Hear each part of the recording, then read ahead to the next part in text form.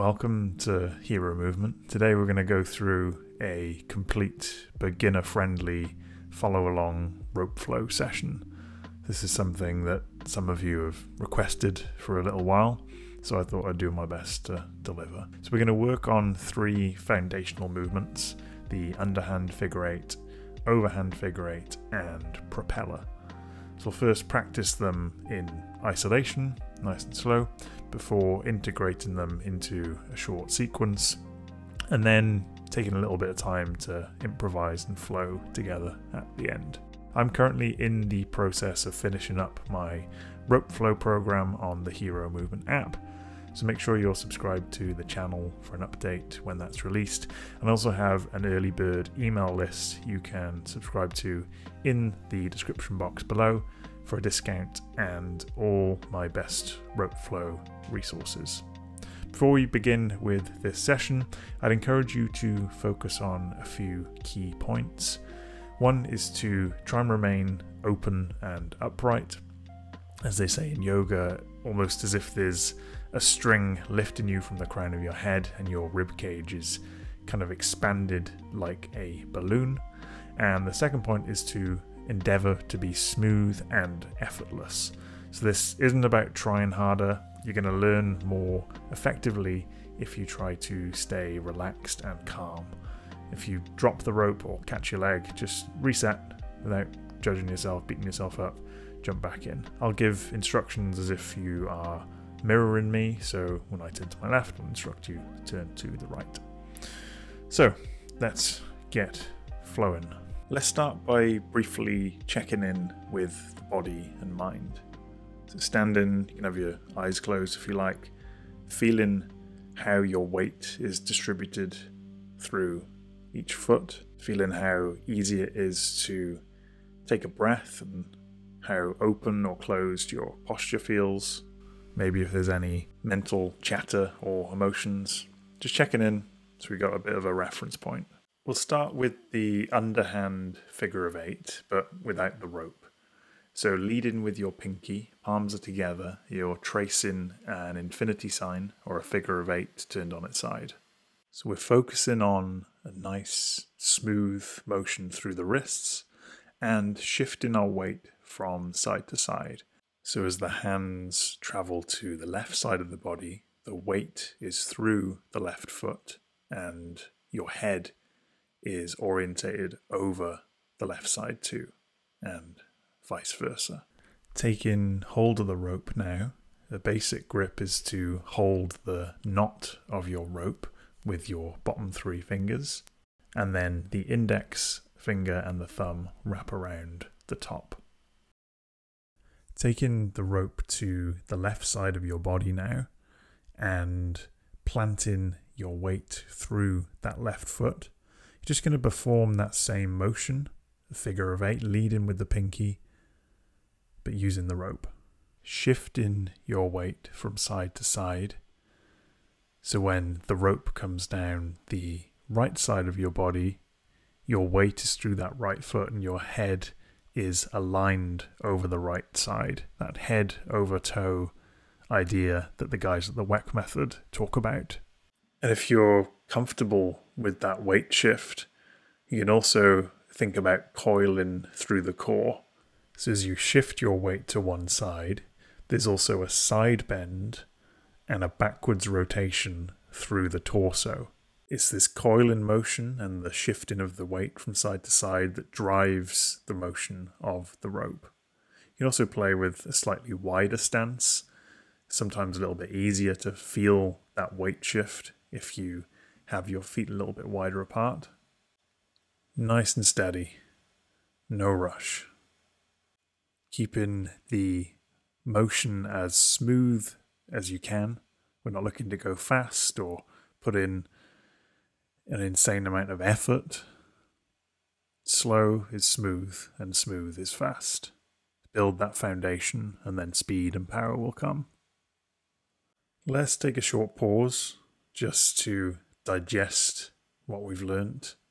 A couple of slow breaths. Now let's practice the overhand figure of 8 briefly without the rope. This is that same motion, that same infinity sign, but we're leading with the thumb. So we're still shifting our weight from side to side.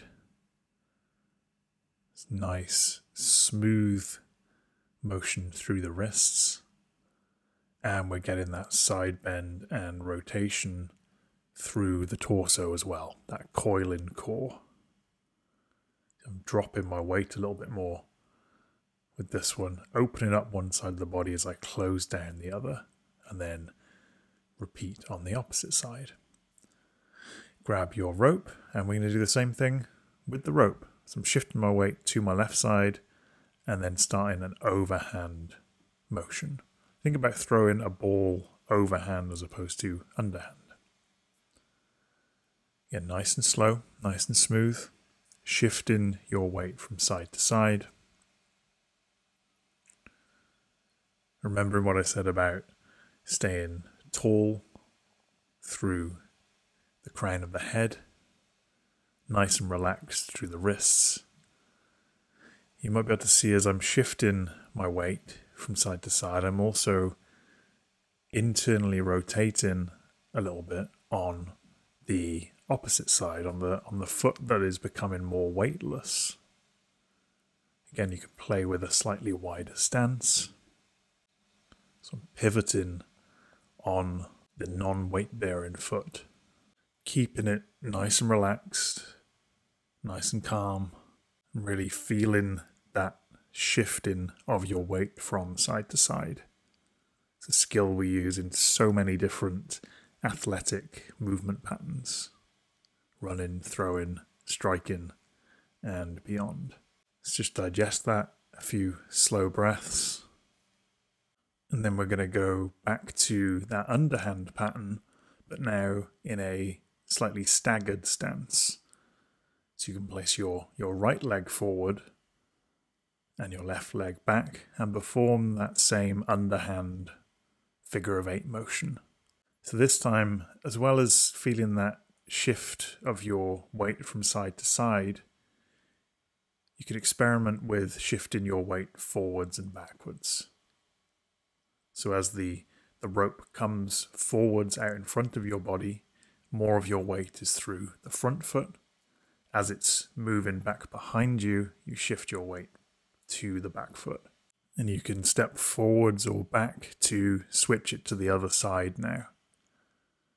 So your left leg is forward, your right leg is back, and you're shifting your weight forwards and back using the momentum of the rope.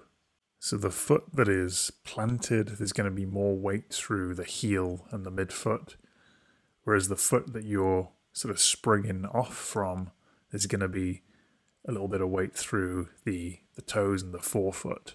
So we're practicing the skill of transferring our weight whilst coiling through the core. Good job. Shake it out. We're going to switch stances again and perform the overhand figure of 8 now in that split or staggered stance position.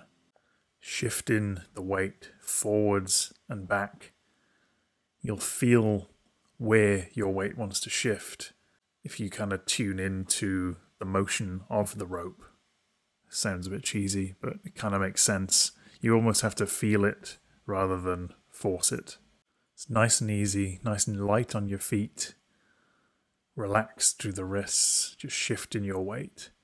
And then you're going to step through to switch to the opposite stance. So your left foot forward now. Continuing on with that overhand motion. So we're using the wrists here, but we're mainly kind of driving the motion with that shifting of our weight forward and back, side to side, and the coiling through the core. You can see as I'm coming forward, I'm pivoting on that back foot. The back hip is coming through, and that's where we're going to get a lot of power for striking, throwing, and other athletic movement patterns. Shaking it out. A few slow breaths here. Close the eyes if you like. Just tuning back in, seeing if you are able to maybe notice any differences in your body already. Partway through the practice, but it's good to stop and let the body absorb what we've been practicing.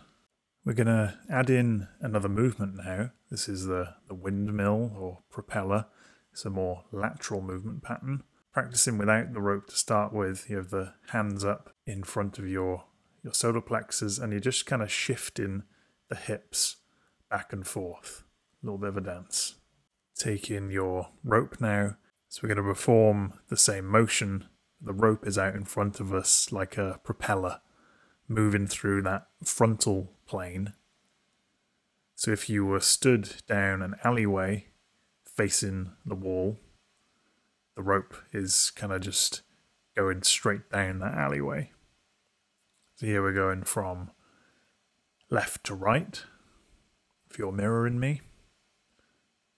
And let's switch it to the other side. So you can see there's a bit of motion through the wrists and the fingers, but I'm kind of driving that momentum of the rope by wiggling my hips. We're going to practice chaining some of these movements together now. So starting with that propeller motion, if you're mirroring me, we're going from left to right.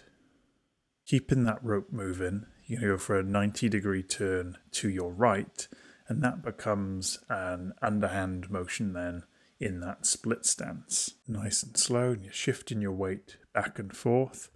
Then you can open back up that left foot, turning 90 degrees to the propeller, and then again 90 degrees, and you're in an overhand motion then with your left foot forward. So just have a play around with transitioning between the propeller into that underhand motion back to the propeller and then rotating the other way to the overhand. You can spend as long as you want in each of these positions. You don't have to rush through it. Just take your time. And in fact, let's spend 4 or 5 revolutions at least before we make that transition. Slow it right down to try and get that time in. So as the rope crosses your center line, you're then able to initiate that pivot. Back to the windmill, shifting your hips, and then pivot as if you are striking a ball with a bat. Or throwing a punch or throwing a ball when you go into the overhand motion. Nice and easy, nice and light on your feet. Really feeling that shifting of your weight from side to side and forward and back. A nice slow, calming breath. And then we're going to repeat that, but change the motion of the propeller. So if you went from left to right, this time you're going to go right to left. Again, spend a bit of time in that propeller, pivot to your left, pivot back to the propeller, and then pivot out to the right. So now you've got an overhand on the right side and an underhand motion on your left side. You can up the speed a little bit if you want, but just remember to keep the focus on staying smooth and really feeling that shift of your weight. We're trying to develop efficiency before we start really pushing it in terms of our kind of cardiovascular fitness. Developing the technique before we add intensity. Now you can stay here and keep practicing what we've been doing, or take it a step further and we'll add an extra pivot so we end up going kind of in a circle. So starting with our propeller, going from left to right, then pivoting to the right side into an underhand motion before stepping through with the back leg. We're now in a propeller but facing the opposite direction. Pivot into an overhand and then step through back to the propeller. Pivot to your right into the underhand, step through with the left leg into the propeller. Again, pivot to the right, step through with the left leg to the propeller. Pivot to the right into your underhand, step through with the left into your propeller. Pivot, settle, and step. No rush, but if you feel comfortable, you can reduce the number of rotations in each position. So you're kind of more free flowing, spending less time in that propeller, just using the propeller as a transition position. There's no rush, but at the same time, don't be afraid to have a go.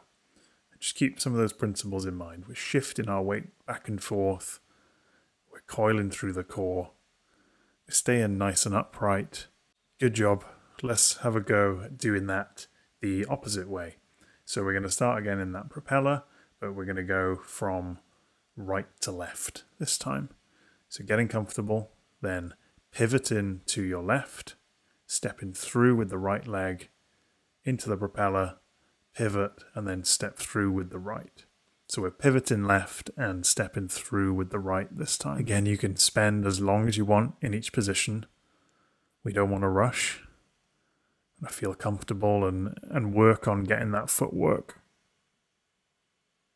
So we pivot, step through, pivot, and step through.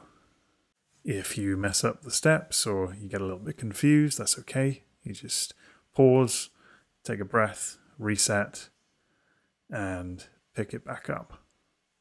Spending this little bit of time being more thoughtful and cerebral with it will then allow us to have more freedom and fun and flow as we get a little bit more experience. Talking of which, let's spend a few minutes now at the end just to go with the flow. You call it freestyle if you like. Just have a play around with some of the things that we've learned. If you're completely new to rope flow, if this is your first time, then you could just practice what we've been doing in the session today, or you can loosely follow what I'm doing. If you have done a bit before and you perhaps know a few more movements, feel free to incorporate them into the flow. You could experiment with adding a bit of forwards and backwards motion, even play with increasing the speed. Again, we're not really forcing anything, but just if it feels right, whatever feels good for you. There's not necessarily a right or wrong answer here. I think it's important that we get a balance of structured training and practice like we've just done, and then just having a go and just going with the flow and mixing things up a little bit.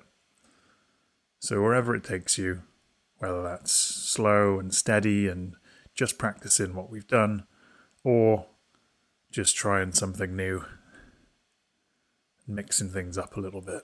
You can have a play around with some of the footwork stuff we did, you can add in some extra big pivots like I'm doing here. Just have fun. I think a big benefit of rope flow is that it can be used to practice specific skills, but it can also be used as a tool for creativity and entering that flow state. And this does become easier the more we build our foundation with the basics, but it's not something we should necessarily neglect early on. Thank you for taking the time to practice with me today. You could spend a moment or two checking back in with the body now, seeing how it feels compared to the start, seeing how your weight is distributed, how your posture feels and your breathing, and your mental state as well. Let me know how you got on in the comment section below. If there's any other rope flow videos or topics that you'd like to see from me, any other follow along routines. Remember, there's some free rope flow resources and the early bird discount to my rope flow course down in the description box below. Hope you have a healthy, heroic day. Take care of yourself, take care of others, and I'll catch you soon.